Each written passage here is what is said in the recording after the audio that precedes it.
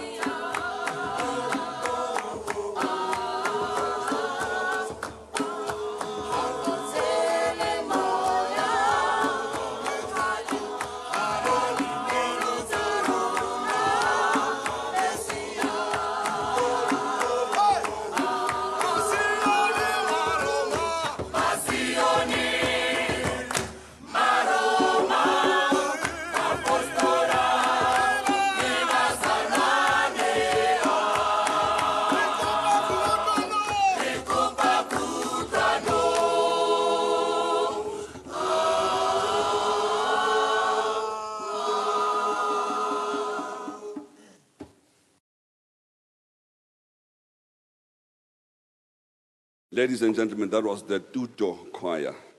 Very beautiful rendition. Can you give them a round of applause, please? Bare ba Sione, ba Roma, ba Apostola le bazalwane. Re kopa tshebedisano mmoho. Ladies and gentlemen, we have already acknowledged and welcomed everybody here this morning, which is why many speakers will possibly come up the podium and just say all protocol observed. Atamaxhosa inqanga lentsiba sayo, meaning that everybody would have been acknowledged. But as protocol dictates, there are people that we are going to formally acknowledge their presence this morning, among whom is the Deputy President of the Republic, also Chairperson of the South African National AIDS Council, and we welcome Mr. Cyril Ramaphosa for having joined us this morning.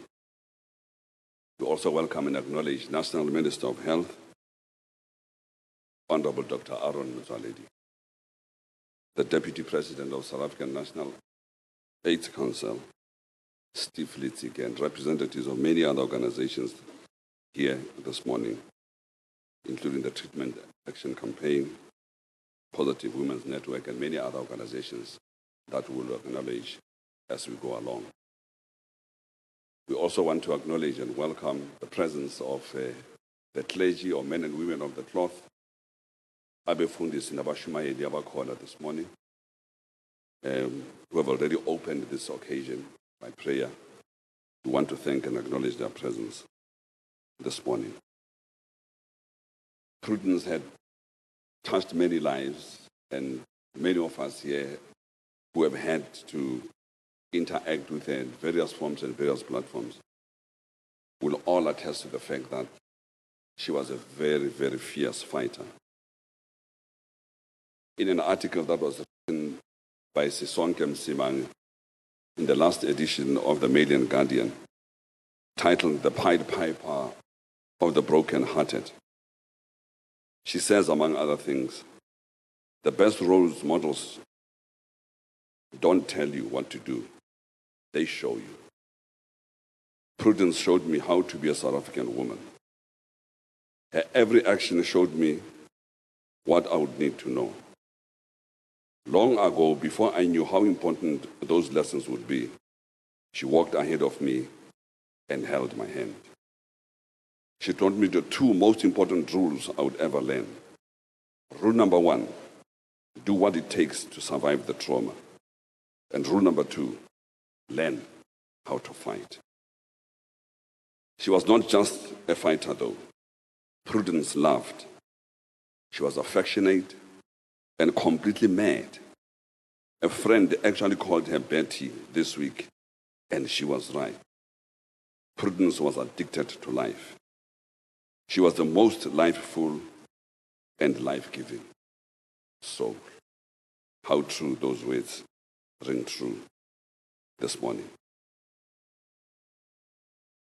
Ladies and gentlemen, I now take this opportunity to invite a friend of Prudence to pay tribute to her, Mr. Mark Haywood.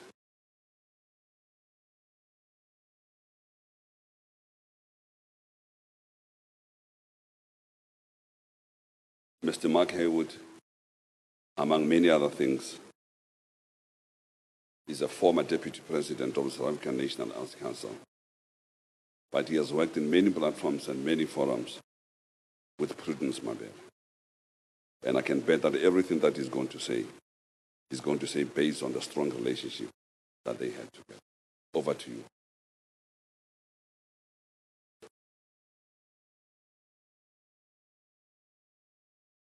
Good morning, friends, family of Prudence, comrades. As Victor said, all protocols observed. I decided to write what I would call a pledge to my friend Prudence, which I hope will be a pledge for many of us going into the future based upon what we have drawn from the life and the lessons of Prudence. So I'm going to read that pledge. And it's a pledge to you, Prudence. My dear friend and comrade Prudence, thank you for honoring me as a friend to speak at your funeral. You have many beautiful friends and comrades, so I'm not sure why I am the one to speak. And that is why, first, I must pay tribute to your better friends and comrades and thank them for the support and love that they have shown you during and after your life. Prudence, you were an activist, a warrior woman, a woman in a line of activists, many of whom have passed, some of whom are still larger than life, like you. I think of Charlene Wilson, Sarah Tlatlele. I think of comrades still living and larger than life, Yvette Raphael, Vuyiseka Dbula, Sipho Mtati, Vovo Gonyela, Ansu Tom, Bev Ditse, Pindi Malaza, Pumiam Tetwa, Sharona Kamram, to name but a few. Indeed, the best leaders I know in the response to oppression and violence, of which HIV is just a part, are the women who have risen to fight in solidarity with other women, honest women, incorruptible women, self-sacrificing, principled, women who love life and stand for justice. Prudence, at your funeral, I have to decide whether to speak like you, to be always principled, brave, bold, sometimes rude, or to be a bit more like me, shy, careful, cautious, sometimes scared to speak truth to power. You never seem to be scared, but I know that sometimes you were. I'll try to be something in between. Your death on Monday, the 10th of July, left me numb. It left me feeling neglectful and wanting. I'd suddenly lost someone I loved, and I realize now that I did love you, but whose life and presence I felt I took for granted. Sometimes we activists are so busy that we pass each other like ships in the night. But busy with what? I ask myself, if we don't leave enough time for our love and for our friendships. You had been a part of my life since the middle of the 1990s. We in and outed from conferences together, we marched together, we mourned together, we mobilized together. I remember you in the earliest days of the Positive Women's Network. I remember when you asked me to smuggle antiretroviral medicines to another member of the PWN and meeting her at Califong Hospital with a handful of medicines that we had been given by somebody who came from Australia with spare antiretroviral medicines. I remember you in the AIDS Consortium. I remember you in the TAC. This week I found a picture of you with Zwelenzima Vavi, Zaki Ahmed and myself celebrating victory over the Pharmaceutical Manufacturers Association in 2001. If we could excavate my memory, I'm sure we'd find pictures of you when we won the right of women, pregnant women, to Nevirapine to prevent mother-to-child transmission. I'm sure we would find pictures of you when we demonstrated against Mantu Shabalala Msimang in Toronto and protested against our own government for its failure to protect the lives of people living with HIV. Recently, I saw a picture of you marching to demand the resignation of Jacob Zuma, a president who is not worthy as a president of this country. Prudence, a book should be written about your life. We need to tell your story, not just for those people who know it, but to those who don't, because it is a story of courage and hope. It is the story of a heroine. One truth about you, Prudence, is that you were not a hypocrite. At the time of your death, I have been hearing people lament that civil society is divided. People tell us we must overcome our divisions. But you never had any truck with that. We were always divided. We are divided against corruption. We are divided against those who are parasitical on the response to AIDS. There are two streams in civil society. There's a stream that is muddy and dark. Yours is the stream that flows cleanly and clearly. 2 years ago, Prudence, you wrote to me to complain about the growing failings of our movement. And I'm sorry that you died still feeling betrayed.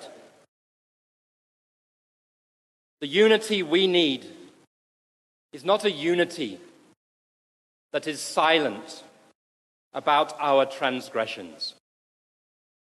We will build unity. Yes, we will. But it will not be a fake unity. It will be unity with the poor, unity with the marginalized, the violated and the discriminated, unity with sex workers, unity with young girls, unity with people, women who are raped and brutalized, unity with the vulnerable. What we won't do is build unity with people who are dishonest, and through their dishonest become culpable for loss of life and for silence. And in that, we must remember that one of the oldest slogans of the AIDS movement was that silence equals death.